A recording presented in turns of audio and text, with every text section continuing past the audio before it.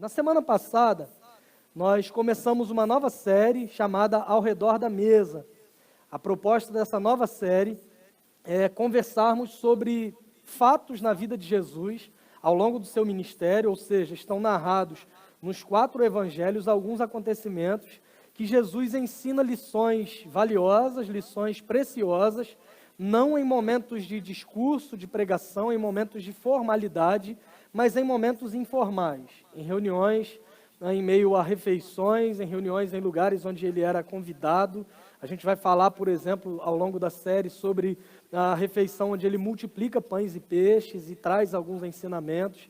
Na semana passada a gente falou sobre o chamado de Levi, eu não sei se você estava aqui, mas foi uma refeição, ele traz alguns ensinamentos importantes sobre o chamado para o discipulado, que nós entendemos que se estende também a nós.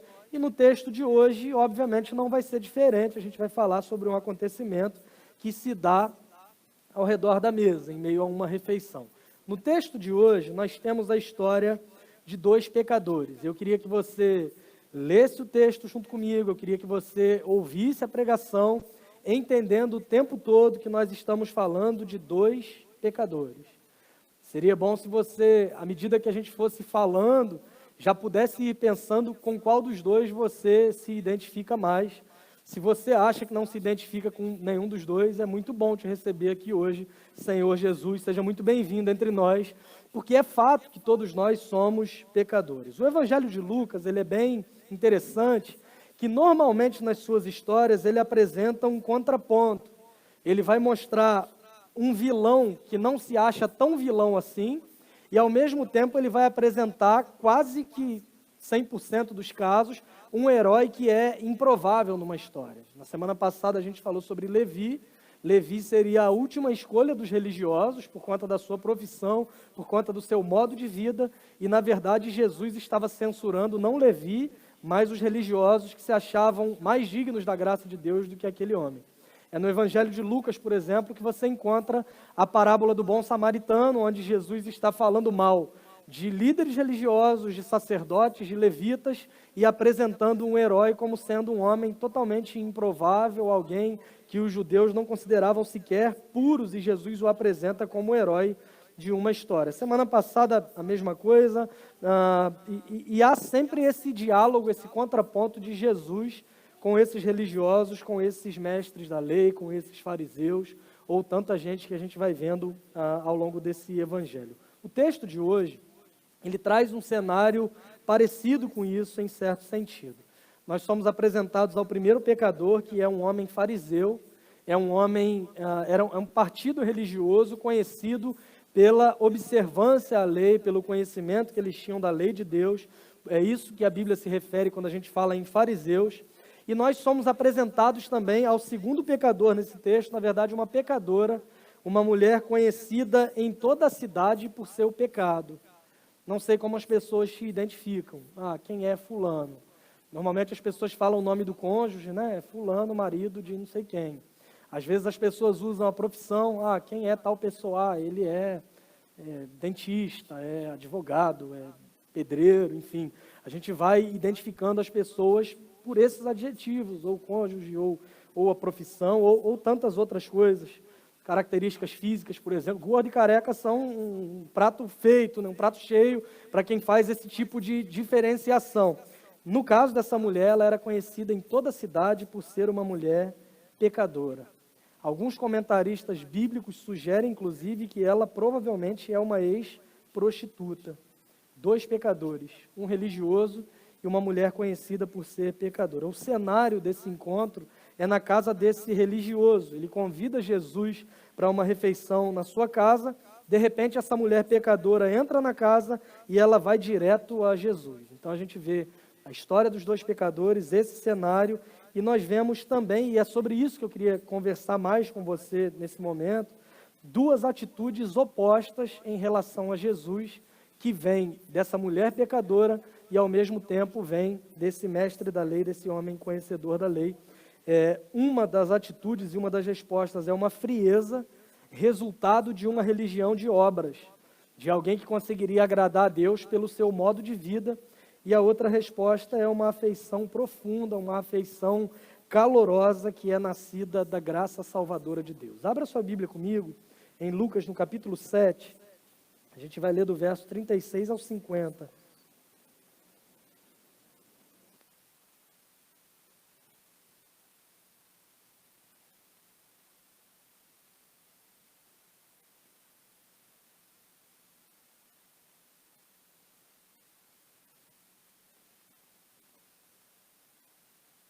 Vai ser projetado na NVI, que é a versão que eu leio.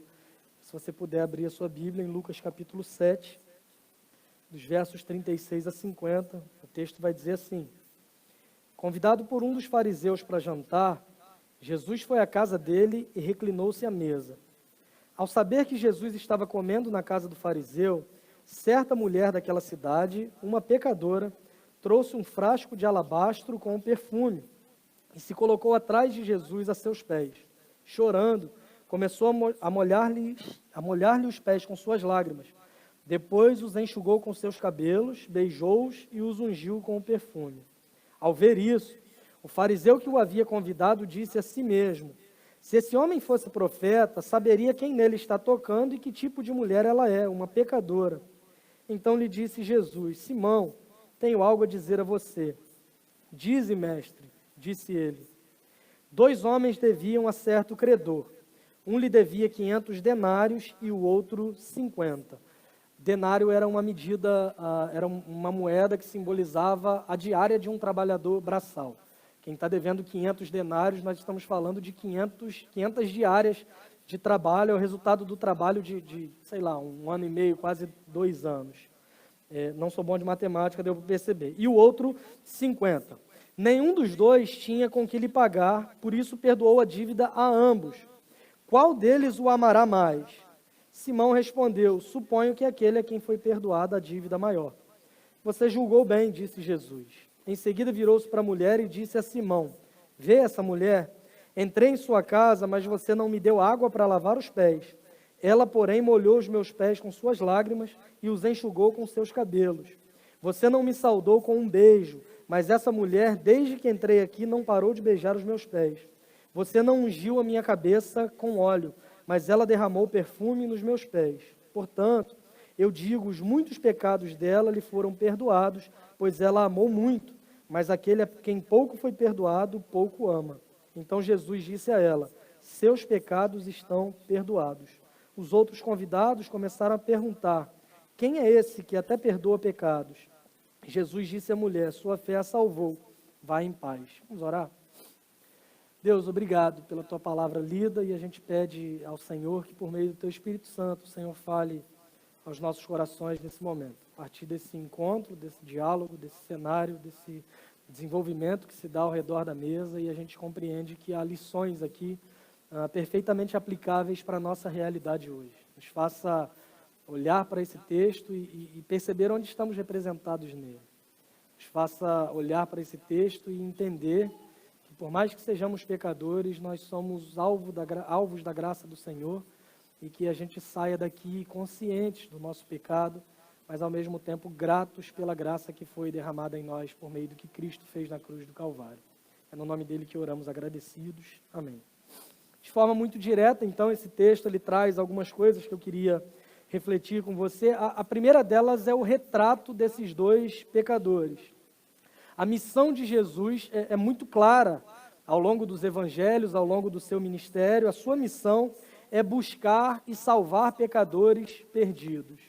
O Evangelho de Lucas dedica um capítulo inteiro a trazer algumas parábolas que representam esses pecadores perdidos, como, por exemplo, no mesmo capítulo, você vai ver a história da moeda perdida, a história do filho pródigo, a história, enfim, tem uma outra, da ovelha perdida, a gente vai ver no mesmo capítulo, ou seja, histórias que se dedicam a mostrar que Jesus vem para buscar e salvar pecadores perdidos. Essa era a sua missão. Por isso, ao longo da sua vida, ao longo do seu ministério, ele aproveita todas as oportunidades possíveis para estar com pecadores de modo intencional.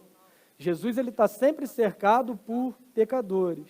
ele é acusado, inclusive, pelos religiosos, de sentar para comer com pecadores, ele é acusado pelos religiosos de ser alguém que comia demais e que bebia vinho, ao contrário dos discípulos de João Batista, tanto que ele vai censurar esses religiosos, dizendo, olha, João veio com seus discípulos, ele não comia porque ele jejuava e ele não bebia vinho por ser um nazireu, e vocês falavam que eles tinham demônios.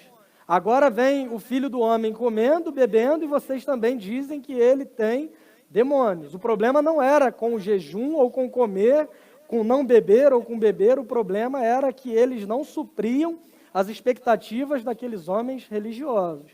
E por vezes nós incorremos no mesmo erro. Nós queremos julgar as ações do próprio Deus porque elas não se adequam ao modo como nós imaginamos que Deus tem que agir. Já é um ponto para a gente começar a pensar se nós não nos identificamos mais com esses religiosos. Jesus ele está cercado de pecadores o tempo todo, inclusive ao aceitar esse convite para jantar na casa de Simão, ele está aceitando um convite para jantar também, onde ele vai se cercar de homens pecadores, porque Simão também era. Embora ele não ache isso, embora ele não compreenda isso, ele também é pecador.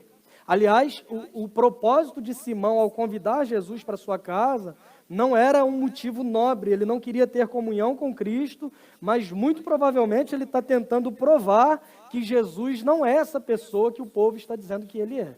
Você vai ver o diálogo se desenvolvendo e ao mesmo tempo que Jesus está lá e essa mulher chega e unge os seus pés com perfume, o pensamento de Simão é imediato. Se Jesus fosse profeta de fato, então ele não tinha certeza que Jesus era profeta. Talvez ele quisesse provar que ele não era de fato, porque ele vai pensar isso. Se ele soubesse mesmo da vida dos outros, o entendimento que as pessoas têm de profetas é que eles sabem coisas da vida dos outros, a gente poderia chamar de fofoqueiro também, mas no caso dele ele esperava que Jesus fosse um profeta por conhecer quem era a mulher, e ele está dizendo, se ele soubesse quem ela é, ele não deixava ela encostar nele desse modo. Simão, Jesus sabe de tudo isso, mas ainda assim ele aceita o convite. Simão é esse homem, é o retrato desse primeiro pecador. Um homem retratado pelo evangelista aqui como alguém frio, como alguém sem amor, por alguns costumes que não foram cumpridos de acordo com o que a gente pode observar nesse texto. Por exemplo, nessa cultura, algumas cortesias eram muito comuns de serem estendidas a um convidado quando você chamava alguém para ir na sua casa. Eles costumavam dar, por exemplo, uma tigela de água para a pessoa lavar os pés. A gente está falando de uma época onde as pessoas andavam descalças em ruas empoeiradas, então chegavam na sua casa com os pés sujos, as sandálias não protegiam tão bem assim, né? Eram praticamente uma sola com uma tira amarrada, as pessoas chegavam lá com os pés literalmente sujos e era dado para essas pessoas uma tigela de água para que elas pudessem lavar os pés. Além disso, eles davam como costume um óleo perfumado para a pessoa colocar sobre a cabeça, porque não se usava shampoo naquela época, e as pessoas estão andando num sol escaldante o tempo todo, aquele cenário difícil, e costumavam dar para essas pessoas óleo para que pudessem ungir a cabeça, e Simão não fez absolutamente nada disso. Ele não dá para Jesus o mínimo esperado de um anfitrião, e ele era um homem rico, muito provavelmente. Pelo texto e pelo desenrolar da história, nós temos a certeza de que ele é alguém totalmente orgulhoso. Ele é alguém que se sente superior ao próprio Jesus por causa da sua posição. Por que a gente pode afirmar isso? Porque se ele está julgando a atitude ou a falta de atitude de Jesus, ele está se colocando em uma posição superior. Ele está julgando o ministério de Jesus. Ele está julgando a atuação de Jesus. Ele está julgando se Jesus é de fato um profeta ou não é. Olha os versos 39 e 40 para comprovarem isso. Ao ver isso, ou seja, ao perceber essa mulher se aproximando, beijando os pés de Jesus, molhando com lágrimas, secando com os cabelos, ao ver isso, o fariseu que o havia convidado disse a si mesmo, se esse homem fosse profeta, saberia quem nele está tocando e que tipo de mulher ela é, uma pecadora. Simão está definindo essa mulher como sendo simplesmente uma pecadora, ao que Jesus lhe responde, Simão, eu tenho algo a dizer para você.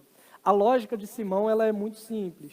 A lógica dele é que um profeta conhece algumas coisas sobre as pessoas.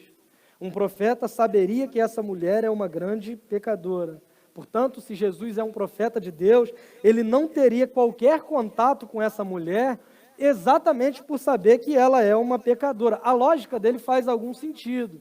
A lógica dele de que um profeta conhece as pessoas faz sentido. A lógica dele de que um profeta deveria saber que ela é uma pecadora faz total sentido. O que não faz sentido nessa história é a sua conclusão. É achar que por Jesus ser um profeta, ele não deveria ter contato com pecadores. Jesus já está tendo contato com pecadores desde o momento que aceitou o convite para jantar na sua casa. Mas Simão não se percebia como tal. Ele define a mulher como sendo pecadora porque ele não se julga de fato um pecador. Mas Jesus é profeta de fato. Jesus conhece essa mulher, ele sabe tudo sobre ela, ele sabe tudo sobre o seu passado, sobre todos os seus pecados, mas ao invés de evitá-la, ao invés de não desenvolver algum contato e relacionamento com ela, na verdade essa mulher é exatamente o tipo de pessoa para quem o Pai o havia enviado. Essa mulher é uma das ovelhas perdidas. Ela havia sido encontrada por Jesus, o grande pastor, muito provavelmente algum tempo antes desse relato, ela fora restaurada por meio da fé e do arrependimento. Por que a gente conclui isso? Porque ela ouviu que Jesus estava na casa de Simão, ela foi encontrar-se com ele, ela levou um presente para ele, e assim que ela chega, nós vemos essa mulher visivelmente emocionada por estar diante de Jesus. O texto sugere isso porque ela se aproxima de Jesus, já levando um presente para oferecer e visivelmente emocionada. O pensamento de Simão, então, ele está certo, até certo ponto, mas acaba com uma dedução errada, e Jesus, ele rapidamente mostra a Simão que ele é de fato um profeta e que ele conhece absolutamente tudo sobre qualquer pecador. O texto vai dizer que Simão ele não expressa isso, mas ele diz a si mesmo, ele pensa isso. A cena está acontecendo, a mulher está diante de Jesus, derrama perfume nos seus pés, chora sobre os seus pés, seca o seu choro, as suas lágrimas com o cabelo, e Simão ele começa a pensar. Se esse homem fosse profeta, ele saberia quem é essa mulher. Enquanto ele está pensando isso, Jesus responde dizendo, Simão, eu tenho uma coisa para dizer para você. Essa resposta de Jesus mostra para Simão que ele conhece os pecados mais íntimos da mulher, ele sabe quem é essa mulher que está diante dele, mas mostra para Simão que Jesus também sabe que tipo de pessoa é o próprio Simão. Jesus vira o jogo contra ele nesse exato momento. Porque embora esse homem não expresse os seus sentimentos, Jesus sabe o que está acontecendo no seu coração e ele pergunta a ele, a partir dessa parábola dos dois devedores, quem demonstraria o amor maior? Aquele que foi perdoado de muito ou aquele que foi perdoado de pouco? Simão duvidou do chamado e do ministério profético de Jesus, porque o considerava incapaz de ler o caráter daquela mulher simplesmente por olhar para ela. Mas por meio da pergunta que Jesus faz para Simão, Jesus mostra que não podia simplesmente ler o caráter da mulher, mas podia ler também os pensamentos mais íntimos de Simão. E esse é o primeiro pecador que é retratado nessa história, Simão. Lembre-se que eu falei no início, essa história fala de dois pecadores, e à medida que a gente for conversando, eu queria que você pensasse sobre isso e tentasse se imaginar onde você está representado nessa história. O primeiro pecador é o religioso. O primeiro pecador é o que acha que é pecador, mas nem tanto assim. O primeiro pecador é o que talvez até reconheça o seu pecado, mas se compara com o outro e se acha um pouco mais merecedor da graça de Deus do que o outro. É o pecador que olha para o outro com um ar de superioridade. É o pecador que olha para o outro entendendo que ninguém merece, mas talvez ele mereça menos do que eu. Esse é exatamente o retrato de Simão. É um homem orgulhoso. É um homem que não foi sequer capaz de expressar o que está pensando, talvez por covardia, mas ele está julgando o ministério profético de Jesus baseado no seu próprio padrão. E quantas vezes nós não agimos exatamente como Simão? O próximo pecador a quem nós somos apresentados nesse texto é talvez o oposto. É uma mulher que surpreende todos ao entrar nessa casa. E nós estamos falando, imagina hoje, homens poderosos na sua casa, num jantar, convidaram Jesus. E de repente Jesus está conversando e há uma mulher na cidade conhecida por ser pecadora. ela entra naquele local, quebrando todos os protocolos, princípios, enfim, tudo que você pudesse imaginar, regras de etiqueta, qualquer coisa, ela está quebrando tudo e ela está se prostrando diante de Jesus, fazendo literalmente ali uma cena, chorando nos seus pés, secando os seus pés com seus cabelos. Imagina o quanto essa mulher não era mal vista. Agora você imagina isso há 2000 anos atrás, o quanto isso não era pior. As casas na época, elas tinham uma espécie de pátio aberto, onde as refeições eram servidas. Por isso que ao longo dos evangelhos, você vai ver alguns relatos comuns de pessoas passando enquanto as outras estavam comendo, de gente entrando na casa enquanto as pessoas estavam comendo. Na verdade, era nesse tipo de pátio. Por isso essa mulher, ela entra tão facilmente. Imagina, que negócio estranho. Você está comendo, as pessoas passando e todo mundo ali vendo o que você está comendo. Um negócio esquisito, né? Não tão esquisito, porque hoje com o Instagram a gente faz a mesma coisa, né? Chega o prato e às vezes sai até briga, alguém na mesa quer comer e Deus junta duas pessoas assim. Normalmente é o desesperado por comida, que quando chega ele já quer ir para cima, e a outra pessoa que quer tirar foto do prato para mostrar, enfim. Não temos mais esse lugar onde as pessoas passam e veem, mas nós fazemos questão de mostrar para o outro por meio do Instagram. Desculpa o desabafo, mas é mais ou menos o que está acontecendo aqui nesse exemplo. Mas vamos voltar para a história da mulher. Ela soube que Jesus estava na casa desse fariseu. Ela pega então um frasco de um perfume caro. Ela se põe atrás de Jesus. Ela chora aos seus pés. Ela enxuga os pés de Jesus com os seus cabelos, lembrando que uma mulher naquela cultura não poderia soltar o cabelo em público. Para ela já não importava mais o que os outros pensavam, ela estava diante do homem que havia perdoado os seus pecados. Ela beija os pés de Jesus, ela unge os pés de Jesus com esse perfume. Ela não entra embaixo da mesa, eu pesquisei isso essa semana, inclusive, eu sempre achei estranho. Como é que Jesus está sentado, a mulher vai no pé dele, não faz o menor sentido, mas não havia cadeiras naquela época. Tem um filme sobre Jesus antigo, não sei se você já viu, que nesse filme Jesus inventou o banquinho. Você já viu isso? Ele está na carpintaria de José lá e ele tem uma ideia, de repente, um milagre, né? As pessoas não tinham bancos e cadeiras e ele inventa. Isso não faz o menor sentido, historicamente falando. As mesas eram baixas.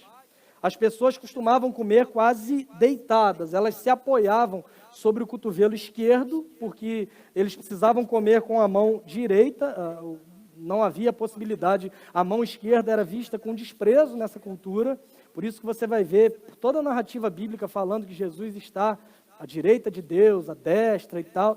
Não tem a ver com o lado político. Se você ouvir alguém dizendo que os abençoados são os da direita ou da esquerda, você não sabe quem é abençoado, mas você sabe que quem falou isso é maldito, porque isso não faz o menor sentido bíblico, não tem o menor sentido, nem é um anacronismo, é um negócio que surgiu depois e as pessoas tentam aplicar. Mas enfim, as mesas eram bem baixas, as pessoas se apoiavam com o cotovelo esquerdo, comiam com a mão direita e colocavam os pés o mais longe possível da mesa. Por isso que essa mulher, ela tem acesso aos pés de Jesus. Esse é o retrato da segunda pecadora nesse texto. O primeiro, um homem religioso que se sente moralmente superior a ela, e agora uma mulher que sabia que era de fato uma pecadora, mas que está mostrando a sua gratidão ao Jesus que a havia perdoado. A partir disso, a partir desse retrato, Jesus conta agora a parábola de dois pecadores no verso 41.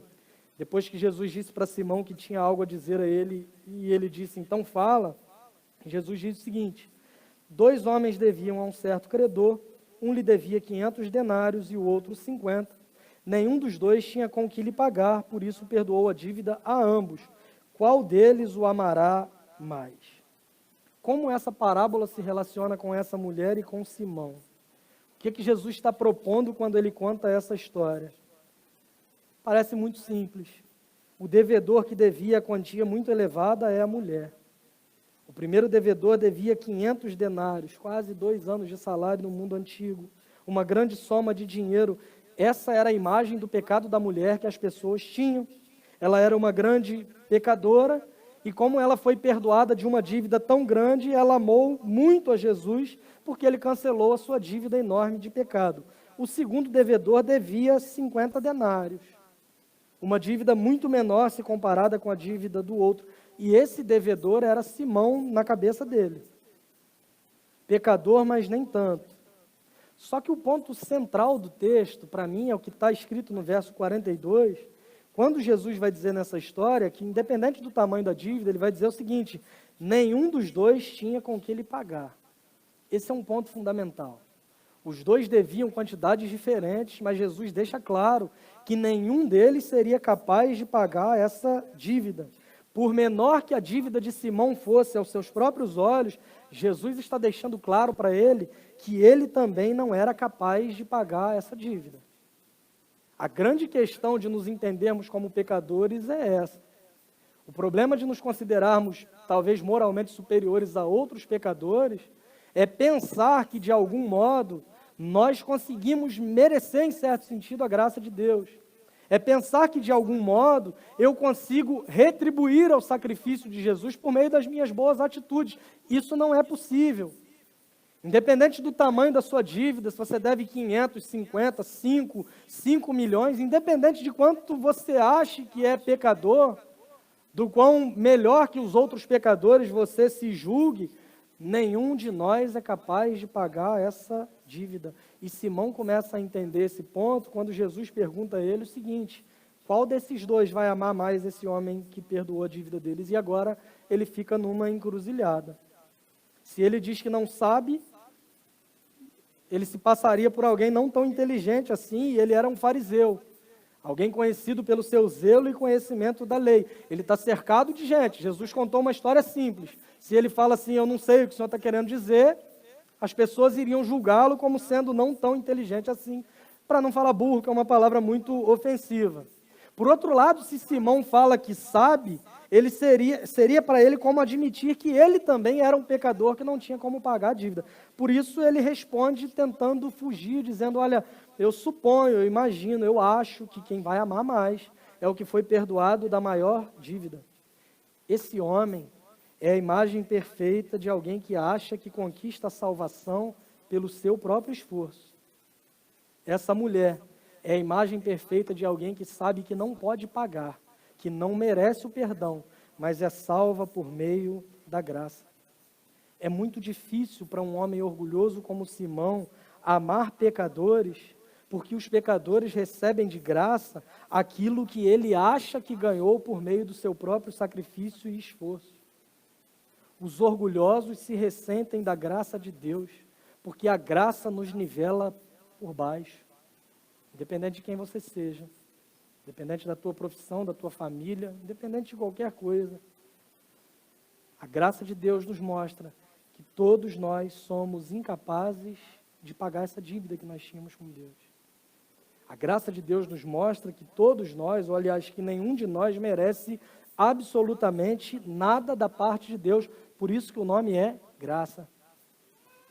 Os que são crentes há mais tempo, ouvem ou ouviram durante boa parte da vida, que graça significa favor imerecido de Deus, e é exatamente isso. É recebermos um bem de Deus que nós não merecemos, por isso é graça. E como que a gente pode ficar orgulhoso de uma coisa que a gente recebe sem merecer? Não faz o menor sentido. A graça, ela machuca o pensamento do orgulhoso, porque ela subverte a lógica da nossa cultura do mérito, da retribuição, de receber por meio daquilo que eu fiz, de receber aquilo que eu me esforcei para fazer. E eu não estou pregando com isso que você tem que ser alguém acomodado, nós estamos falando de salvação.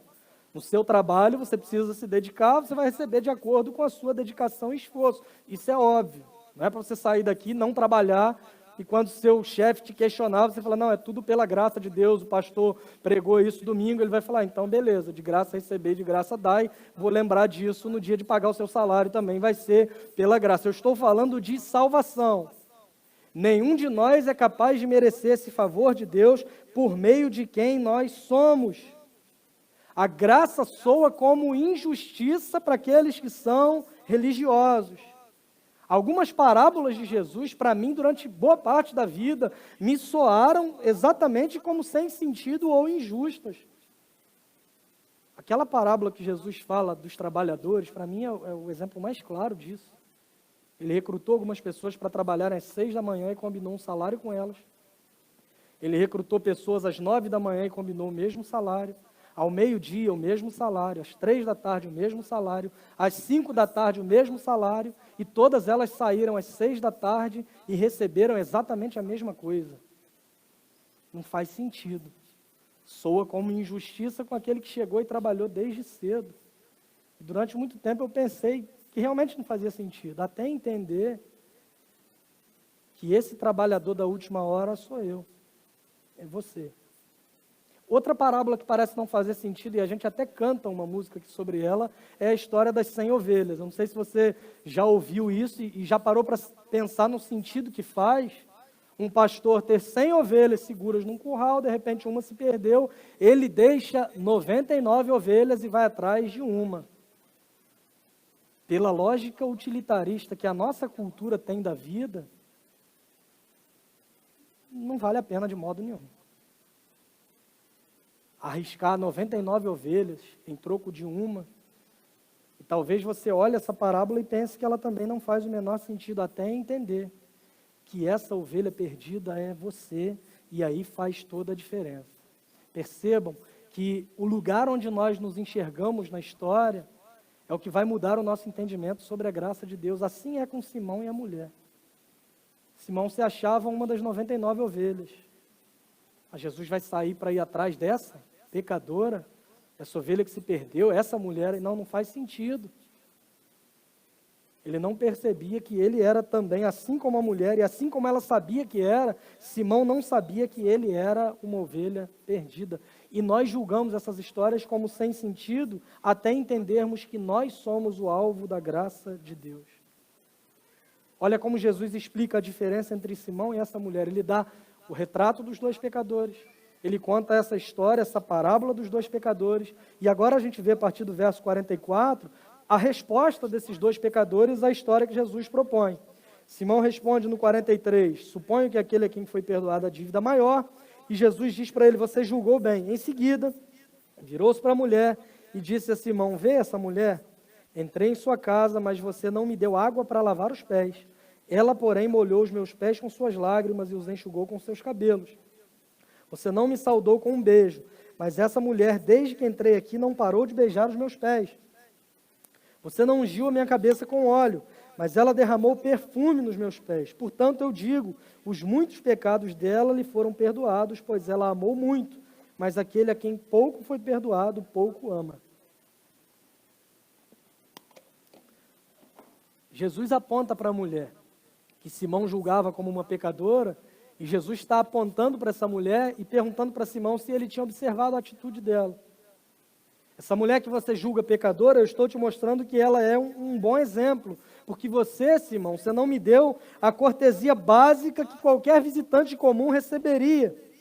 Você não me deu água para tirar a poeira dos meus pés, mas essa mulher que você despreza, ela não parou de chorar um minuto e ela está lavando os meus pés com as suas próprias lágrimas. Você não me deu uma toalha para secar os meus pés, mas ela está secando com o seu próprio cabelo.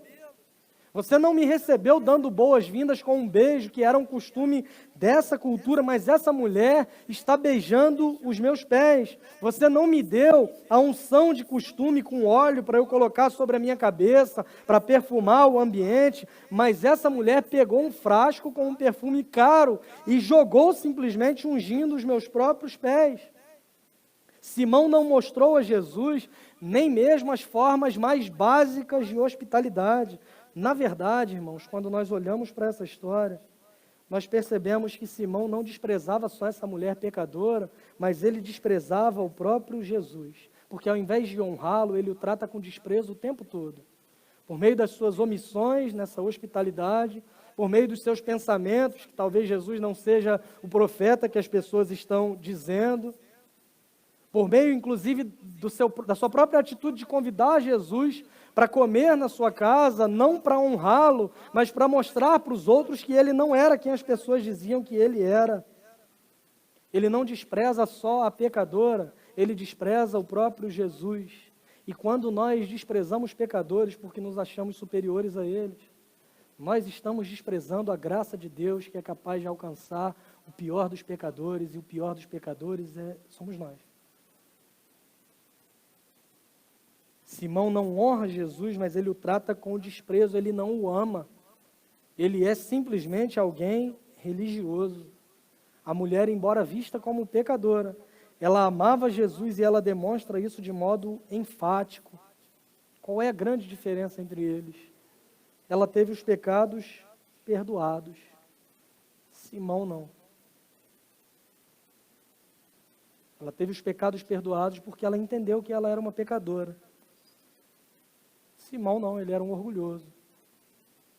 Ele achava que talvez ele pudesse ser um pecador, mas não era tanto quanto essa mulher, então essa mulher responde com gratidão porque ela entende o tamanho da sua dívida e que ela foi perdoada por Jesus. A nossa gratidão a Deus, irmãos, ela é proporcional ao perdão que nós recebemos. Quanto maior o nosso perdão, quanto maior o perdão que nós recebemos, mais nós seremos gratos. O que isso significa em termos práticos? Que quanto mais temos noção do quanto nós somos pecadores, mais nós seremos gratos a Deus. Para que você valorize a graça de Deus ao máximo, você tem que olhar para dentro de você e se entender como o pior dos pecadores. É por isso que Paulo escreve aos Romanos, dizendo o seguinte: olha, onde abundou o pecado, onde o pecado foi abundante, onde o pecado foi grande, o que aconteceu? Superabundou a graça de Deus. A graça de Deus é infinitamente maior do que a sua capacidade de pecar.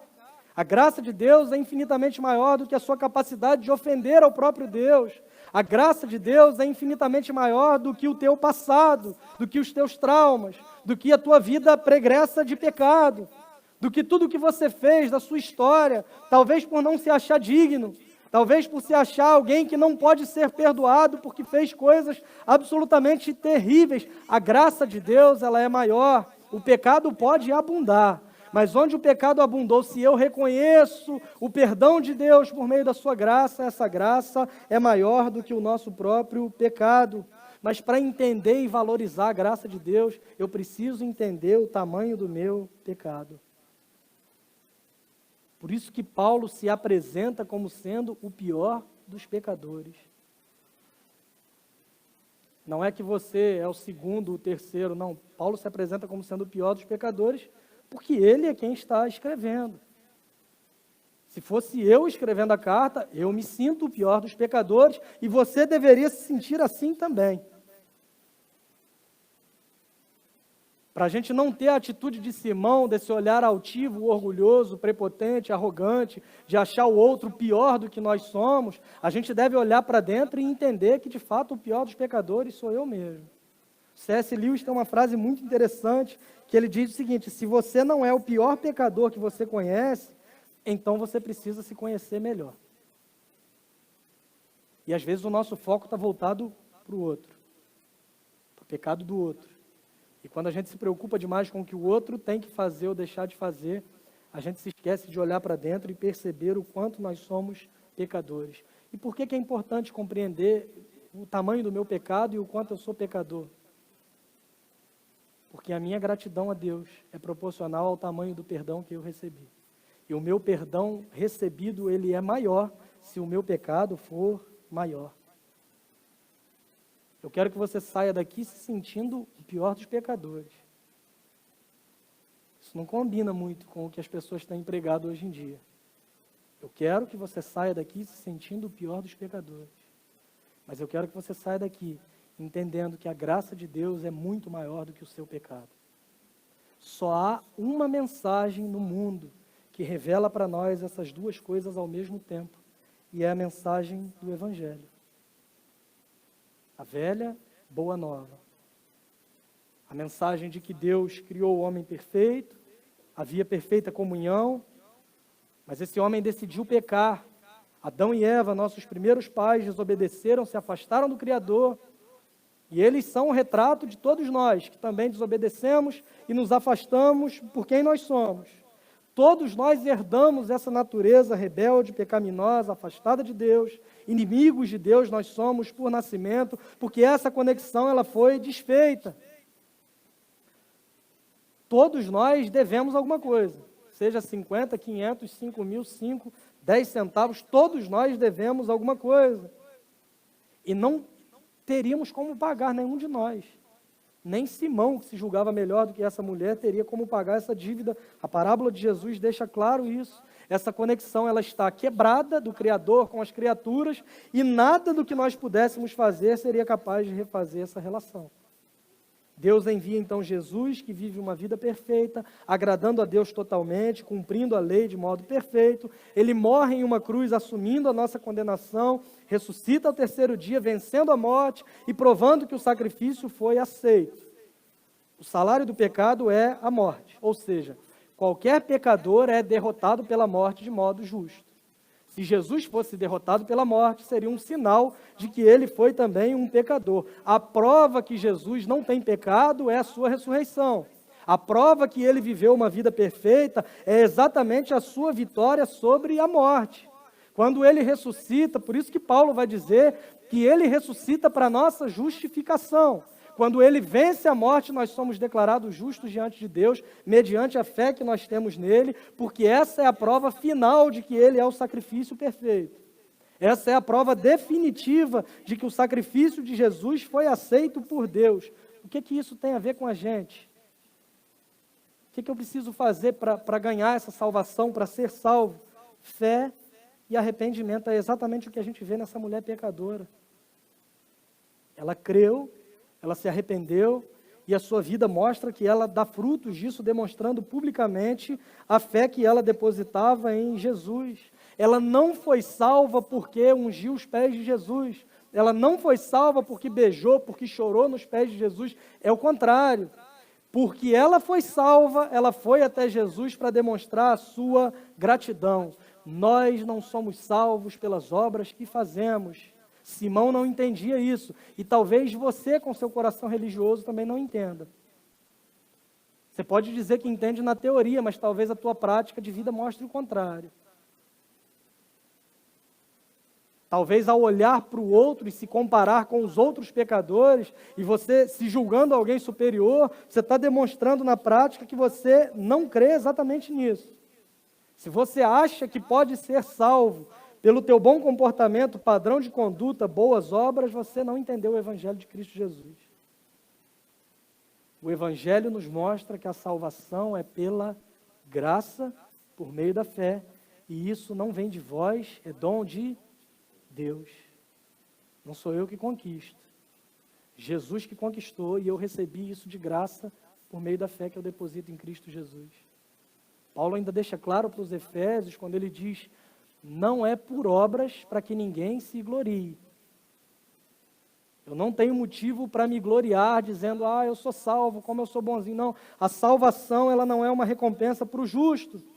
Ela é um presente para os que se reconhecem como culpados. E esse é o caso dessa mulher. Ela sabia que era pecadora e ela creu. E olha o que Jesus vai dizer para ela a partir do verso 48. Então Jesus disse a ela: seus pecados estão perdoados. Jesus está mostrando aqui para Simão que ele não é só um profeta, ele é o próprio Deus. Quem tem autoridade para perdoar pecados que não seja o próprio Deus? Jesus está mostrando com essa fala o seguinte: eu estou perdoando essa mulher porque ela creu, porque ela se arrependeu, porque ela teve esse encontro comigo, porque ela é um alvo da graça de Deus. E eu quero que você saiba, Simão, que você estava dizendo aí, ou pensando, que talvez eu não fosse um profeta por não saber quem era essa mulher, por permitir que ela tocasse em mim, mas eu estou te mostrando também que além de ser um profeta, eu sou o próprio Deus e eu posso perdoar pecados. E essa era uma crise que os fariseus já tinham com Jesus. Se você volta a alguns capítulos, eu citei esse texto na semana passada, quando Jesus está numa casa lotada e descem com um leito ali, uma cama com um paralítico em cima. Se lembram que 4 amigos amarram uma cama por uma corda e descem no meio da sala? Jesus olha para o paralítico, a gente espera que ele fale o quê? Levanta e anda, né? Jesus fala para ele o quê? Os seus pecados estão perdoados. E começa um tumulto entre os religiosos. Mas quem é esse? Está dizendo que perdoa pecados? Que história é essa? Por isso que ele é acusado de ser alguém que está blasfemando, porque ele está perdoando pecados, e Jesus percebe o que aqueles homens estão pensando, e diz para eles: o que é mais fácil eu dizer para vocês? O que é mais fácil eu dizer para ele? Os seus pecados estão perdoados, ou levanta e anda? Qual o maior milagre? É a cura física ou é a salvação da alma? E Jesus fala, mas para que vocês saibam que o Filho do Homem tem na terra autoridade para perdoar pecados, eu digo a você, levanta e anda, e aquele homem levanta e sai andando. E começa o tumulto. E Jesus segue o seu ministério e chama Levi, um homem mal visto pelos religiosos. E esses religiosos estão olhando aquilo e dizendo, não é possível. E agora Simão convida Jesus para sua casa, entra a mulher conhecida na cidade como pecadora, e acontece tudo isso que nós estamos vendo aqui acontecer. Essa mulher creu em Jesus e confiou nele. Com um ato de fé, com um ato de confiança, ela vai até ele, ela expressa o seu amor por Jesus, e Jesus vai dizer para ela que ela não foi salva pelo que ela fez. Ele vai dizer para ela no verso 50, Jesus disse à mulher, sua fé a salvou, vai em paz. Ela era pecadora, inimiga de Deus, separada de Deus, assim como todos nós éramos antes de sermos encontrados pela graça. Essa mulher que vivia uma vida de pecado, que colocava em oposição com a vontade de Deus, uma mulher que vivia guerreando contra o próprio Deus, que é o retrato de quem nós somos sem a graça de Deus. Jesus está dizendo, vá em paz. Antes disso, os outros convidados começaram a perguntar de novo, quem é esse que até mesmo perdoa pecados? A gratidão dessa mulher é a prova de que a sua grande dívida pelo pecado havia sido cancelada. Paulo, escrevendo uma de suas cartas, vai dizer que Jesus riscou a cédula que nos era contrária, ele pegou o escrito de dívidas que estava destinado contra nós, e ele cravou isso na cruz do Calvário, despojando principados, despojando potestades.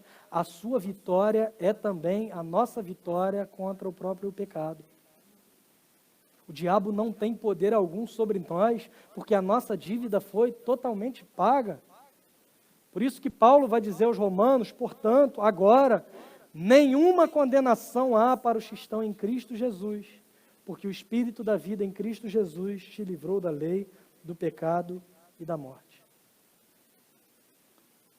O retrato de dois pecadores, a história de dois pecadores, a resposta de dois pecadores.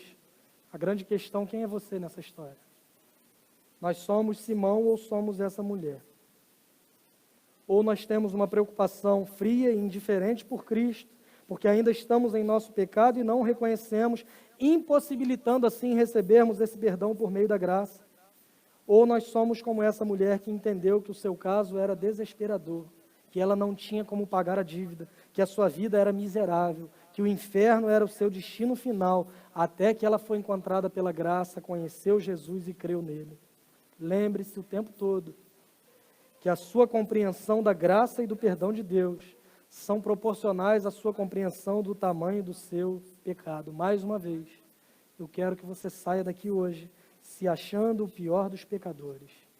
Não para se deprimir com isso, mas para que, sabendo o tamanho do seu pecado, você compreenda o tamanho do seu perdão, do perdão que você recebeu por meio da graça, e você seja grato a Deus pelo que Ele fez por você em Cristo Jesus. Eu concluo com a história de um homem chamado John Newton. Ele nasceu em 1725. Ele teve uma história de vida muito complicada. Ele perdeu a sua mãe quando novo. Ele foi expulso da marinha, até que ele conseguiu um novo emprego em navios negreiros. Ele foi um traficante de escravos. Ele se tornou um dos responsáveis por esses navios, carregando escravos e vendendo esses homens. Ele era, além disso, alguém blasfemo. Ele era alguém que zombava publicamente de qualquer pessoa que professasse a fé em Deus. Até que um dia ele pega um livro, e de modo despretensioso, porque ele pega esse livro por engano, ele começa a ler um livro chamado A Imitação de Cristo. E ele começa a pensar que talvez aquilo pudesse ser verdade.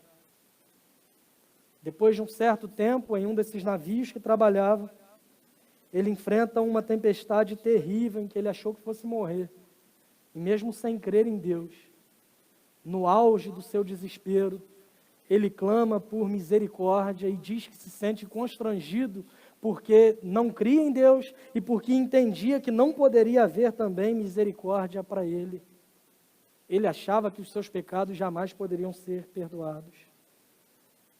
Ele mostra a exata noção de quem ele é quando ele diz: os meus pecados são grandes demais para serem perdoados. Ao perceber o tamanho do seu pecado, ele tem uma noção da graça de Deus. E ele começa a ser abraçado por essa graça. Esse homem vai crescendo na sua compreensão do Evangelho. Esse homem vai crescendo na sua fé. Esse homem compõe um hino chamado Amazing Grace. Não sei se você já ouviu, traduzido por graça excelsa, graça sublime, preciosa graça. Tantas outras traduções que nós temos e versões dessa música. Na verdade, ele fez essa letra, mas a música em si era, na verdade, uma canção de lamento que ele ouvia os escravos sussurrando a bordo do navio. Esse homem segue crescendo na fé. Esse homem se torna um pastor. Esse homem se torna o grande defensor do fim da escravidão na Inglaterra, mostrando uma vida que dá frutos como resultado da sua compreensão da graça. E ele já está no fim da sua vida, ele morre em 1807, pouco antes de morrer, já cansado, debilitado, sem forças. A sua última frase, da qual se tem registro, ele diz o seguinte: minha memória praticamente se foi. Entretanto, me lembro de duas coisas: que sou um grande pecador e que Cristo é um grande Salvador. Já não conseguia lembrar de muita coisa, mas duas coisas eram claras demais na mente dele. Eu sou um grande pecador e Cristo é um grande Salvador. Irmãos, essa é a consciência guiada pelo Evangelho. Isso é compreender que eu sou o maior dos pecadores, mas é compreender também que eu sou abraçado pela graça de um Deus que me ama em Cristo Jesus. Como diz o Tim Keller, somos mais pecadores e imperfeitos do que ousamos acreditar, mas ao mesmo tempo mais amados e aceitos em Jesus do que jamais ousamos esperar. A única coisa que nos traz essa consciência é a mensagem do Evangelho. Somos tão pecadores, a ponto de Deus enviar o seu Filho para morrer por nós. Somos tão amados por Deus, a ponto de Deus enviar o seu Filho para morrer por nós. John Newton entendeu isso. Essa mulher pecadora também. Simão não entendeu isso. E você? Compreende o seu pecado? Compreende a graça de Deus? Se sim, eu oro para que essa consciência do Evangelho, que essa compreensão do quão pecador você é, te coloque de joelhos diante dessa graça que te salvou, porque você não merece. Se você ainda não reconheceu isso em arrependimento e fé, hoje é uma excelente oportunidade para isso.